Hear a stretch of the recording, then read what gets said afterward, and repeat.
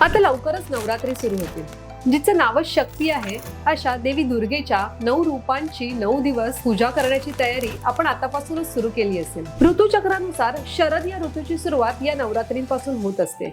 पावसाळा म्हणजे वर्षा ऋतू हळूहळू कमी होऊन पुन्हा एकदा सूर्यदेव आकाशात उष्णता फेकू लागतात आणि ऑक्टोबर हिट जाणवू लागतं। वातावरणात होणाऱ्या या बदलांचा परिणाम आपल्या शरीरावर देखील होत असतो आणि शरीरामध्ये पित्त नावाचा दोष वाढायला लागतो। या ऑक्टोबर हीटचा परिणाम म्हणजे पित्त दोष शरीरामध्ये वाढणं। नवरात्रींच्या या सीझनल ट्रान्झिशनल पिरियडलाच आयुर्वेदामध्ये ऋतुसंधिकाल असं म्हटलेलं आहे। आणि बघा ना, या थंडी आणि उष्णतेच्या ट्रान्झिशन मध्येच नवरात्रींचे 9 दिवसांचे उपवास येतात।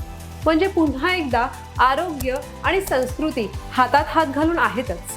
तर या सिरीज मध्ये आपण बघूया की हे नवरात्रीचे उपवास आपण आयुर्वेदाच्या सहाय्याने कसे अजून आरोग्यदायी बनवू शकतो। धन्यवाद।